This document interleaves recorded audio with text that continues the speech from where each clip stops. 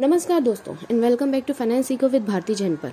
जैसे कि हम जानते हैं कि 1 फरवरी को निर्मला सीतारमण जी ने यूनियन बजट प्रेजेंट किया है और सबसे ज़्यादा चर्चा हो रही है इनकम टैक्स स्लैब्स पर। क्या सच में 12 लाख तक कोई टैक्स नहीं देना पड़ेगा? क्या ये एक फाइनेंशियल मास्टर स्ट्रोक है या सिर्फ एक इल्यूजन? पिछली वीडियो में हमने इनकम टैक्स स्लैब्स के बारे में बात की थी, लेकिन स्टिल बहुत लोग कंफ्यूज्ड हैं कि इनकम टैक्स कैलकुलेशन होगा कैसा। इसलिए इस वीडियो में मैं इस टॉपिक को थोड़ा और क्लियरली और डिटेल वे में एक्सप्लेन करूंगी। इसलिए आज के वीडियो में हम ना ही सिर्फ इनकम टैक्स स्लैब्स को एक सिंपल तरीके से समझेंगे, बल्कि बजट 2025 का एक ईजी टू अंडरस्टैंड एनालिसिस भी करेंगे। हम बात करेंगे tax reforms, infrastructure, agriculture, job creation और इकोनॉमी के मेजर हाईलाइट्स के बारे में, ताकि आपको पूरी क्लियरिटी मिले। तो चलिए शुरू करते हैं। फाइनेंस मिनिस्टर निर्मला सीतारमण जी ने इनकम टैक्स स्ट्रक्चर में कुछ बड़े बदलाव किए हैं जो इंडिविजुअल्स और बिजनेस दोनों को रिलीफ देंगे। पहले 7 लाख तक कोई टैक्स नहीं लगता था, पर अभी 12 लाख तक कोई टैक्स नहीं देना पड़ेगा। मतलब अगर आपकी एनुअल इनकम 12 लाख तक है तो आपकी टैक्स लायबिलिटी 0 है। लेकिन यहाँ एक कन्फ्यूजन भी है। कई लोग सोच रहे हैं कि जब 12 लाख तक कोई टैक्स नहीं है तो ये टैक्स स्लैब दिए क्यों गए हैं, और 12 लाख से ज़्यादा जो कमा रहे हैं उनका क्या। चलिए समझते हैं। मान लीजिए अगर आपकी सालाना इनकम 15 लाख है तो क्या सिर्फ 3 लाख पर टैक्स लगेगा? नहीं, पूरा टैक्स स्लैब का सिस्टम लगेगा। मतलब 12 लाख क्रॉस होते ही पूरी income tax slab wise tax के अंडर आ जाएगी। चलिए इसे समझते हैं एक लाइव कैलकुलेशन से कि 15 लाख पर टैक्स कैसे लगेगा। सोचिए कि इनकम टैक्स एक सीडी की तरह काम करता है। पहले सीडी है 0 to 4 लाख तक की। इस पर 0% टैक्स है, यानी 0 टैक्स देना पड़ेगा। आपका यहाँ पे 4 लाख कवर हो गया। अभी दूसरी सीडी पे चलते हैं जो है 4 लाख से 8 लाख तक की। इस पर 5% टैक्स लगेगा, यानी 4 लाख पे 5%, 20,000 टैक्स। यहाँ पे आपका 8 लाख कवर हो गया। तीसरी सीडी है 8 लाख से 12 लाख तक की। इस पर आपका 10% टैक्स लगेगा, यानी 4 लाख का 10%, 40,000 टैक्स। यहाँ पे आपका 12 लाख तक कवर हो गया। कैसे? 0 to 4 का डिफरेंस कितना होता है? 4 to 8 का डिफरेंस कितना होता है? 4 8 to 12 का डिफरेंस कितना होता है? 4। तो सब आपका कैलकुलेट करके 12 हो गया। अभी कितना बचा? 3 लाख। तो अभी चलिए चौथी सीडी पर। चौथी सीडी है 12 से 15 लाख तक की। इस पर 15% टैक्स लगेगा। आपका अभी 4 लाख पे नहीं, 3 लाख पर लगेगा। क्यों? क्योंकि अभी आपके पास 3 लाख बचे हैं। तो 3 लाख का 15% हो गया 45,000। अब टोटल टैक्स लाइबिलिटी कैसे निकलेगी? 0 + 20,000 + 40,000 + 45,000 इजिकल टू 1,05,000 का टोटल टैक्स। लेकिन अगर आप सैलरी वाले हैं तो आपको 75,000 का स्टैंडर्ड डिडक्शन मिलेगा, जिससे आपका टैक्स और भी कम हो जाएगा। मतलब अगर आपकी सैलरी 12,75,000 तक है तो आपको कोई टैक्स नहीं देना पड़ेगा। तो दोस्तों अब सवाल आता है कि अगर आपकी इनकम 12,10,000 है, 12,20,000 है, तो क्या आपको पूरे 12,10,000 या 20,000 पे टैक्स पे करना होगा? नहीं दोस्तों, यहाँ पे आता है मार्जिनल टैक्स रिलीफ।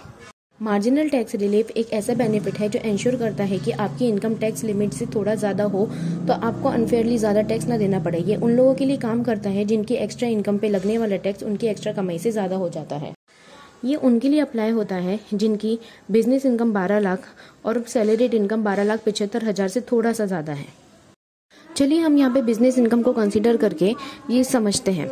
जैसे कि 12 लाख लिमिट रखी गई है, पर आपकी एनुअल इनकम 12,10,000 है, तो आप सोच रहे होंगे कि आप पर पूरा टैक्स लगेगा, लेकिन मार्जिनल टैक्स रिलीफ आपको बचा सकता है। अगर हम विदाउट मार्जिनल टैक्स रिलीफ के अकॉर्डिंग कैलकुलेशन देखने जाएं तो आपका टोटल टैक्स पेएबल बनेगा 61,500 रुपीज़। चलिए फटाफट एक कैलकुलेशन समझ लेते हैं विदाउट मार्जिनल टैक्स रिलीफ के लिए। 0 से 4% 0% टैक्स, यानी 0 अमाउंट। 4 लाख से 8 लाख के बीच में 5% टैक्स, यानी 20,000 अमाउंट। 8 लाख से 12% 10% टैक्स, 40,000। 12 लाख से 12,10,000 के लिए 15% टैक्स, यानी 1,500 रुपये।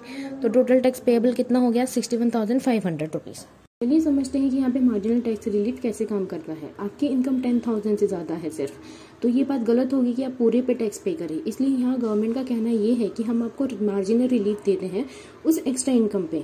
यानी आप 61,500 में से 10,000 माइनस कर दो तो आपको 51,500 का रिलीफ मिल जाएगा, और सिर्फ आपको टैक्स देना पड़ेगा 10,000 पे इंस्टेड ऑफ 61,500 रुपीज़।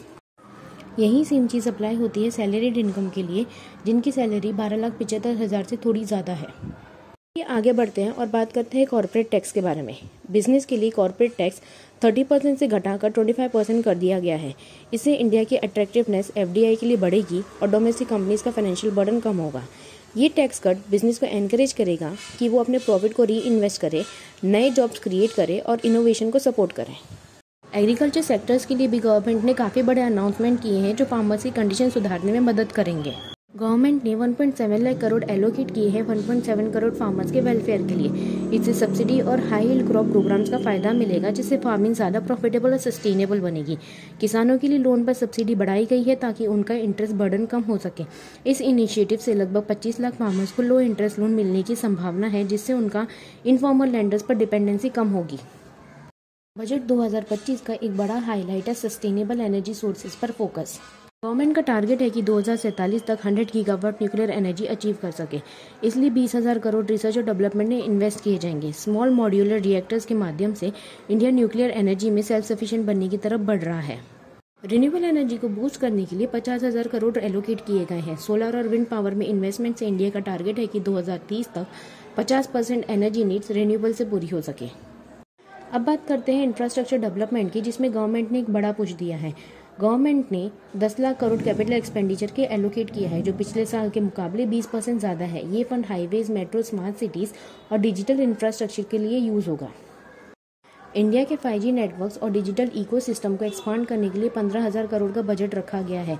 इससे इंटरनेट एक्सेस, डिजिटल एजुकेशन और एक टैक्स ड्राइवन इकोनॉमी को प्रमोट किया जाएगा। अब देखते हैं फिस्कल हेल्थ और ग्रोथ के प्रोजेक्शंस। सरकार का टारगेट है कि फिस्कल डेफिसिट को 2025 के एंड तक 4.4% ऑफ जीडीपी तक रिड्यूस किया जाए, जो पब्लिक डेट को मैनेज करने और सस्टेनेबल इकोनॉमिक ग्रोथ को इंश्योर करने का एक बड़ा कदम है। इंडिया का जीडीपी ग्रोथ 6.4 एस्टिमेट किया गया है, जो इंफ्रास्ट्रक्चर इन्वेस्टमेंट, डिजिटलाइजेशन और टैक्स रिफॉर्म से ड्राइव होगा। गवर्नमेंट ने पब्लिक डेट को अगले 5 साल में रिड्यूस करने का प्लान बनाया है, जो इंडिया की फिस्कल पोजीशन को और भी स्ट्रॉन्ग करेगा और ग्लोबल इन्वेस्टर्स के लिए और अट्रैक्टिव बनाएगा। आइए अब देखते हैं जॉब और यूथ एम्पावरमेंट के लिए क्या इनिशिएटिव लिए गए हैं। गवर्नमेंट ने 20,000 करोड़ एलोकेट किए हैं स्किल ट्रेनिंग और एम्प्लॉयमेंट अपॉर्चुनिटीज़ के लिए। 100 नए स्किल डेवलपमेंट सेंटर्स एस्टेब्लिश किए जाएंगे जो यूथ को जॉब रेडी ट्रेनिंग देंगे। इस बजट में गिग वर्कर्स यानी वो वर्कर्स जो शॉर्ट टर्म बेसिस या कॉन्ट्रैक्ट बेसिस पे काम करते हैं, उनके लिए भी एक बड़ा स्टेप लिया गया है। गवर्नमेंट ने गिग इकोनॉमी को फॉर्मलाइज करने का प्लान बनाया है, जिसमें गिग वर्कर्स को हेल्थ इंश्योरेंस, सोशल सिक्योरिटी और रिटायरमेंट बेनिफिट मिलेगा। ये 50,000 गिग वर्कर्स को इम्पैक्ट करेगा। स्टार्टअप और स्मॉल बिजनेसेस के लिए भी गवर्नमेंट ने काफ़ी सपोर्ट मेजर अनाउंस किए हैं। स्टार्टअप्स के लिए टैक्स एग्जम्पशंस और वेंचर कैपिटल फंड का एक्सेस और आसान किया गया है। गवर्नमेंट ने 10,000 करोड़ का फंड एलोकेट किया है, जो इनोवेशन और टैक्स स्टार्टअप्स को सपोर्ट करेगा। स्मॉल बिजनेस के लिए टैक्स प्रोसीजर सिंप्लीफाई किए गए हैं और कंप्लाइंस बर्डन कम किया गया है। इसके अलावा 5,000 करोड़ का लो इंटरेस्ट लोन भी स्मॉल बिजनेस के लिए प्रोवाइड किया जाएगा। एजुकेशन और हेल्थ केयर सेक्टर भी बजट में मेजर फोकस एरिया रहे हैं।